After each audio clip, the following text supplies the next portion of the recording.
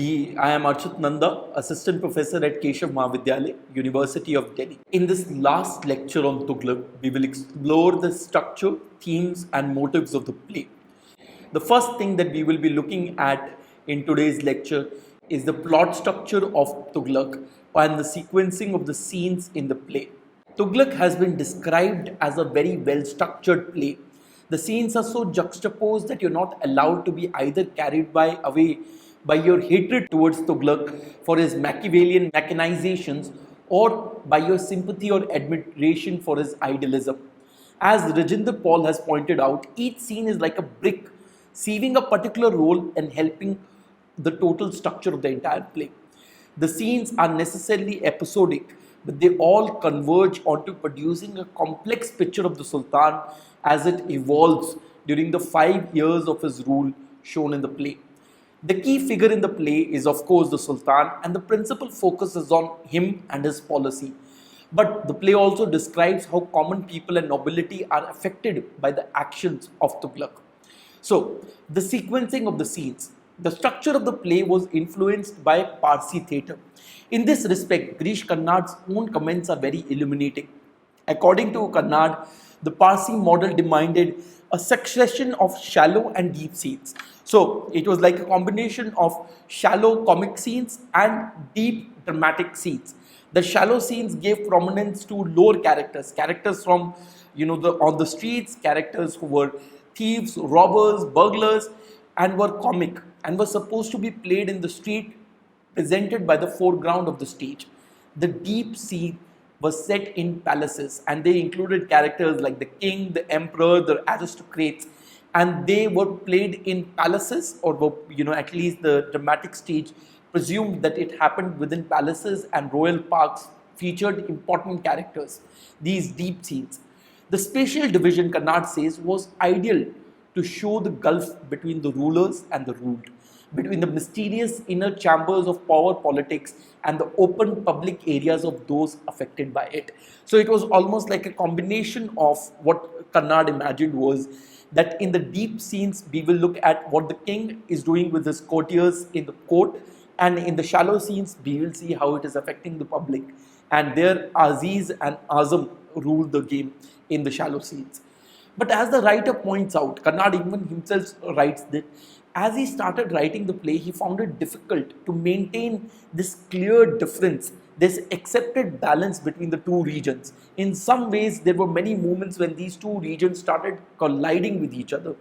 Writing in an unprecedented situation, he states, this is Karnad's words, writing in an unprecedented situation where a mass populace was exercising the political franchise of democracy in however clumsy a fashion for the first time in its history, I found the shallow scenes bulging with an energy hard to control.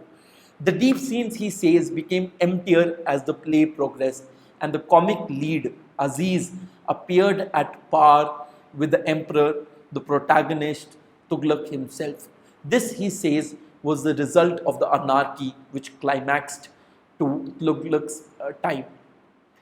The alternation of scenes provides variety and sustains the reader's interest. The sequencing of the scene between the shallow and the deep, between the characters from the court and the characters from the street, gives a certain level of dynamism to the entire play and keeps us constantly hooked onto the decisions of the emperor, but not only to the decisions, but also its impact on the public. The first 6 scenes deal chiefly with the open revolt unleashed against the Sultan by Sheikh Imamuddin and Ain-e-Mulk.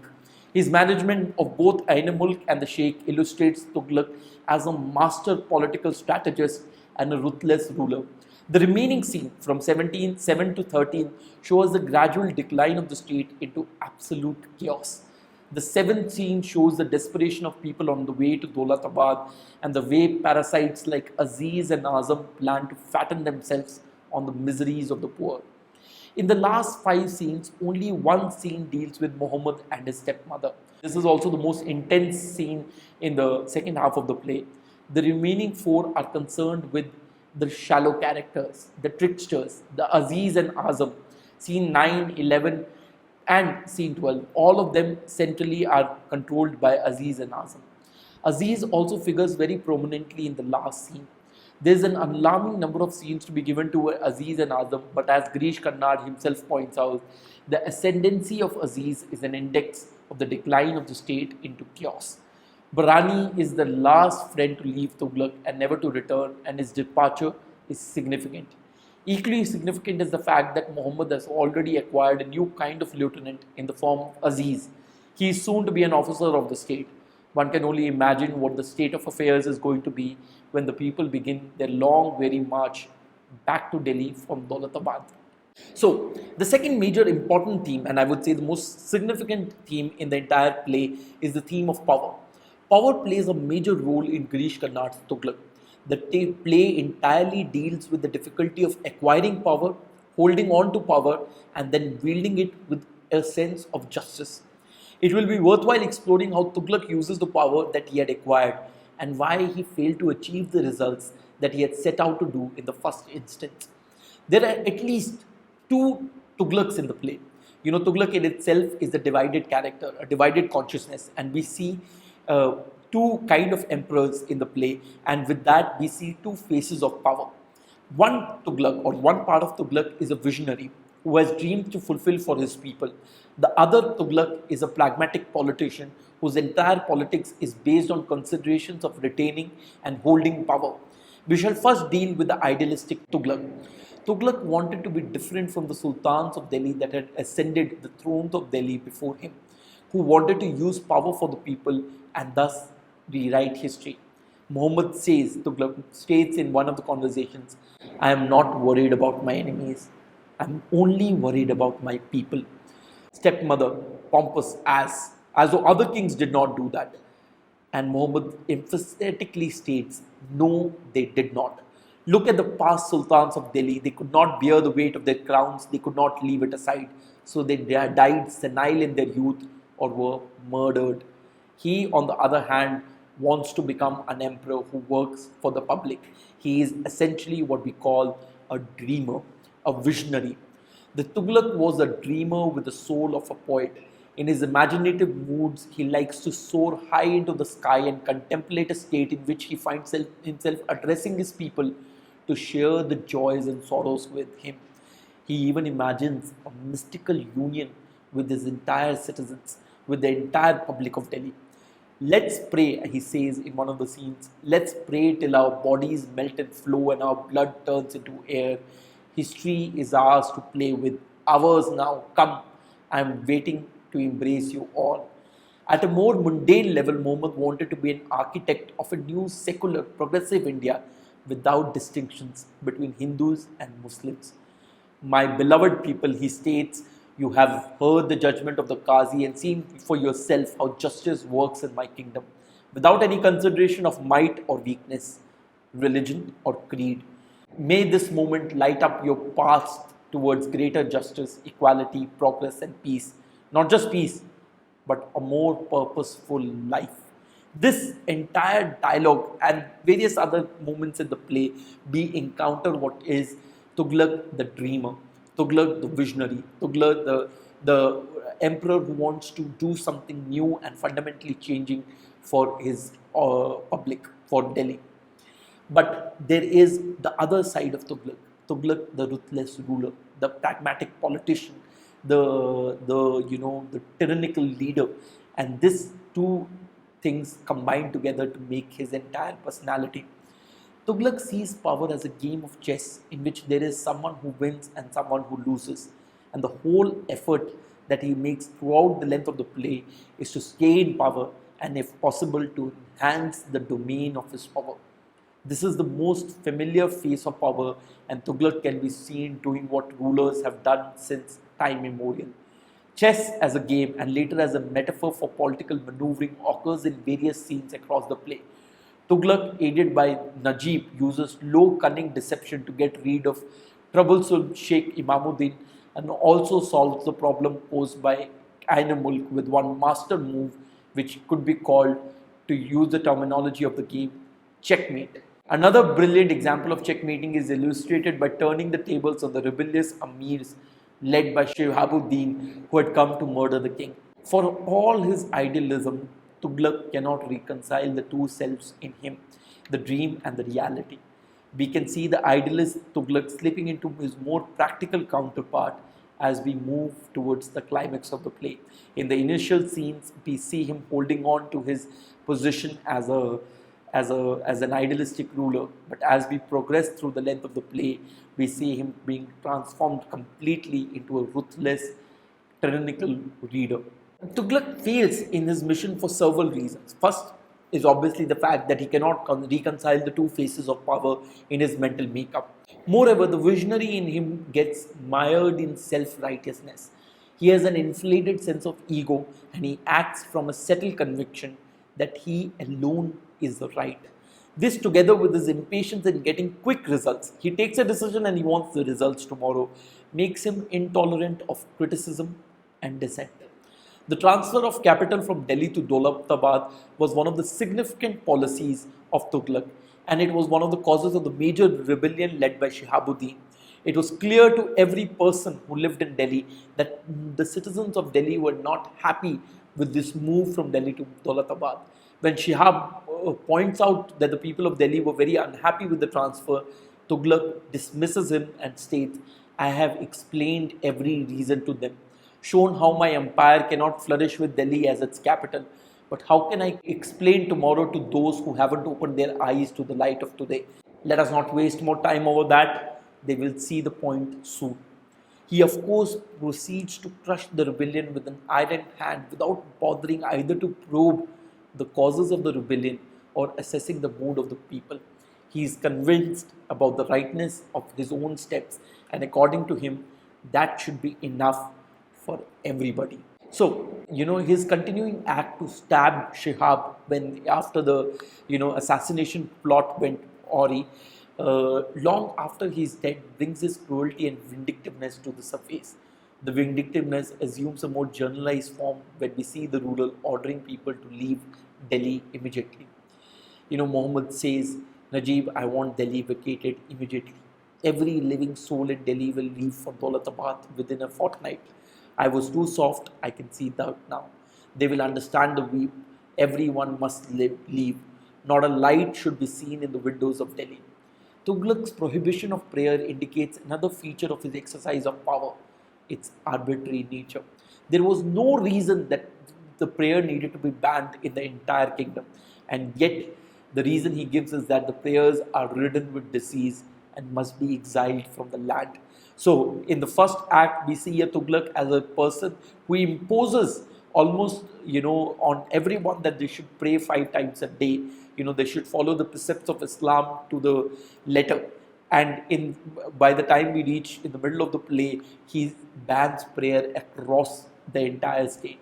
What signifying for us that he was someone who was arbitrary in his rules. He could change from one position to another in a moment of seconds. And this is not just once. Even the major decision that he takes to shift the capital of Delhi, to shift the capital of the empire from Delhi to Dolatabad, he, after 5 years, reverses that decision and comes back to Delhi. So this, oscillating from one decision to another and being convinced about both opposite decisions was the tragedy of Tughlaq. That is what led to his empire completely weakening and in some ways crumbling in front of us. The reference, the reason that he gives that the prayers should be exiled from the city is that, he was tried to be assassinated during prayer. And there were many other incidents that happened during prayer, which we will talk about as we look at the motive of the prayer in the play. So what this entire act of banning prayer in a land, in an entire empire, just emphasizes the whimsical nature of his authoritarian rule. We have a third, perhaps a more contemporary phase of power too in the play, illustrated through the spectacular rise of Aziz. From a dhobi, he becomes a reverend state guest who is welcomed as a descendant of the caliphs and who is supposed to purify the land and restart the banned prayers. There are two aspects of Aziz's aspiration to power. First, he graduates from money to power. In the beginning, he wants money and becomes a robber.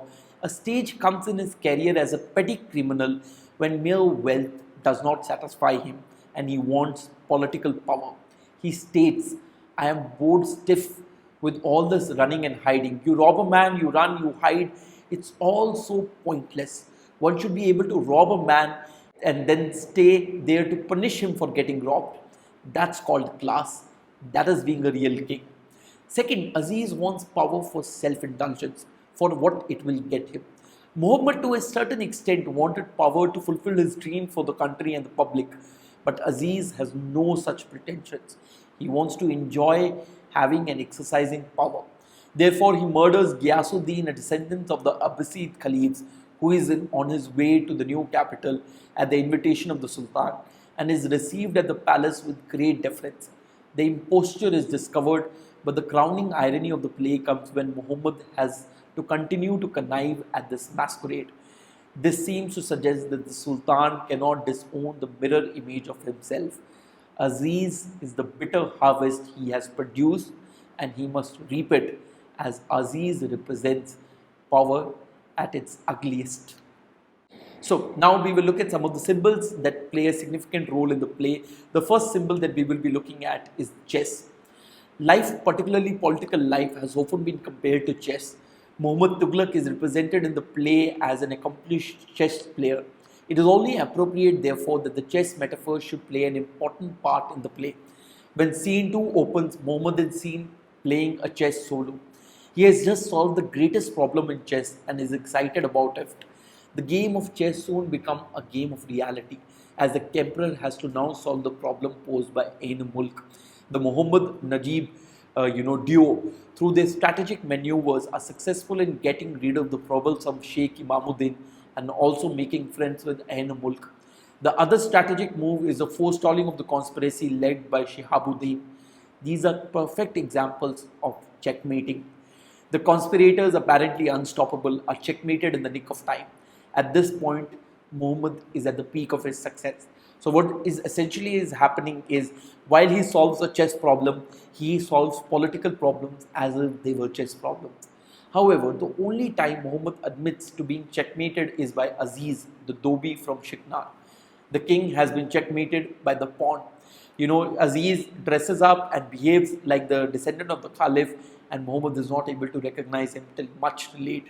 The irony is that with all his skill in chess and political maneuvering, the emperor fails to see the disguise of Aziz as he masquerades as Ghiyasuddin. Thus, chess is not merely a game played in the play, it also informs and governs the underlying structure of the play.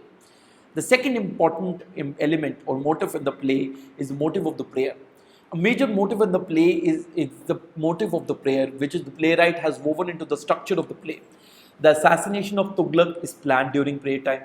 When Bratan Singh lays bare his plan to murder the Sultan while he's praying, it sounds attractive because prayers being compulsory, the whole palace will be unarmed at that time. The only serious objection comes from a man of religion, Sheikh Shamsuddin, who says that it would be sacrilegious as it would pollute the time of prayer, which was sacred time. Ironically, the conspiracy is uncovered and it is the Sultan who murders Shihabuddin during prayer time. So, Shihabuddin planned to murder the Sultan during prayer time, but the conspiracy is discovered and it is Shihabuddin who gets murdered during the prayer time. Also, the Sultan has himself been guilty of the same crime, as he had his father and brother murdered in order to seize the power while they were engaged in prayer. The dramatic point being made is that Tughlaq's power and empire were corrupt from their very beginnings. Tughlaq had hoped that every act in his kingdom would be a prayer, every prayer to become a further step in knowledge, every step to lead us nearer to God. But he says that their prayers have become diseased and must be exiled. The prayers, in some ways, have become markers of violence, of bloodshed. Therefore, in a burst of fury, Muhammad bans all prayers in his kingdom. Thus, prayer becomes an important motive in the play, as it ironically marks a time not dedicated to God and worship, but to politics and bloodshed. The third important motive in the play is disguise and resemblances, which are used as dramatic devices. Garish Kannad's Tughlaq uses disguise and resemblances as tropes to introduce dramatic tension and resolve conflicts in the play. Resemblances between the Sultan and the Sheikh have been explored in a previous lecture. The striking resemblance between Sheikh Imamuddin and the Sultan plays a significant role in Najib's plan to kill two birds with one stone. The plan works perfectly and Sheikh Imamuddin gets killed in the battle as a result of mistaken identity. They are also able to have a peace accord with Ainu Mulk, who falls into their trap during the battle. While resemblance is used only as an isolated episode, disguise is employed more centrally throughout the play. A character puts on a disguise to hide, trick, or spy on another. Here, Aziz assumes two kinds of disguises to trick another. Firstly, in the very first act, he acts as Pandit Vishnu Prasad, who files a suit against the state and wins it in the first scene itself. Secondly, he acts as Gyasuddin, whom he kills and then steals his robes. Later, he arrives in Daulatabad to purify the land as the last descendant of the Khalifas. Thus, disguise and resemblance play a significant role in creating a dramatic tension in the entire play. There are also, apart from disguise, many references to acting, theatre, performances in Tughlaq. Muhammad behaves and speaks like an actor. His public appearances, his private movements are like that of an actor. In the opening scene itself, there is a reference to his theatricality. He appears before the crowd properly heralded and speaks eloquently. He speaks of justice, peace, purposeful life. Rather, he uses cliches to describe his desires. He makes an exhibition of his sense of justice. When he leaves the scene, the guards disperse the crowd by shouting at them, all right, go home. What are you waiting for? The show's over, go home." And look at the phrase that the guard uses, the show's over. The address by an emperor is not a political meeting. It was a show, a performance. And in some ways we have discussed in the first lecture how he puts up this entire first act as a performance of justice. It was not actually a just king. He's not actually a person who is bringing in justice to the state, but he wants to put out a performance of being a just king. So the Sultan's public appearance, his sense of justice, his plans are all a part of, in the guard's word, the show. The crowd is the audience for the Sultan. It looks more or like a scene from the theatre. Even after the actors have moved into another part of the city, the audience sometimes lingers on and comments on the player and their performance. The guard's appraisal of the situation is clear and incisive. Just as the guard judges the situation in Soon 2, the stepmother sees the Sultan as an actor. She laughs at his performance. She asks a simple question, "Then what do you do all night?" And the reply is a lengthy theatrical monologue. Grish Karnad, in his stage direction, italicizes the word theatrical. The speech is poetic, stagey, and full of grandiose statement. Then again, I want to climb up to the top of the tallest tree in the world and call out to my people, "Come, my people, I'm waiting for you. Confide me in your worries." All of this adds to the drama of the play and shows the king in a very, very, dramatic mode, almost like an actor giving a speech to a public. This is not an address in the Dasbar, nor is it a king's message to his citizens on his birthday. The scene takes place in a room in the palace. The only person listening to him is the stepmother. So no wonder she laughs and tells him, "I cannot ask a simple question without you giving a royal performance." The gestures and the speech and the behavior of Muhammad are theatrical. He plays a role now, then changes costumes and then plays another role.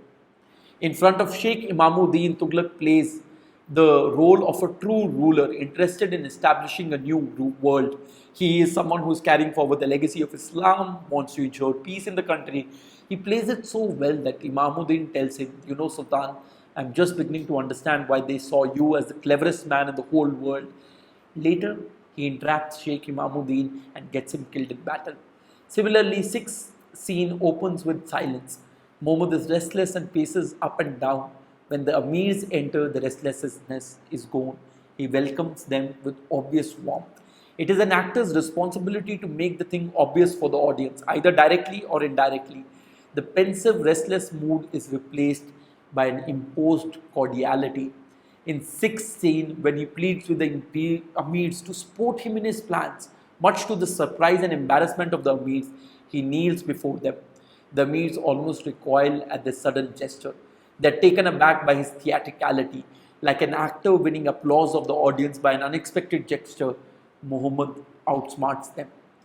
We must remember that Muhammad is aware of the conspiracy of the Amirs at this moment. So he is a sultan who knows that Amirs have come to kill him. and yet stage manages a play before them. He could have easily arrested them in the beginning of the scene itself, but he likes to structure the reality around him as a scene. So he allows the call to prayer. When the Amirs step forward to attack him, the Hindu soldiers overpower them. While all of this is going on, Muhammad goes on praying unconcerned. Only after finishing the prayer does he step down from the throne. So he is not the only actor in the play. There's another actor in the play, and that is Aziz. Another important image that highlights the relationship between life and theatre is role playing. Disguise in Tughlaq is a symbol of role playing. The parallel comic plot of Aziz and Azam and the main plot converge at one point. Muhammad asks Aziz, "Who are you? How long do you hope to go on fooling us with your masquerade?" Muhammad recognizes a fellow actor in Aziz who is also a genius in role playing.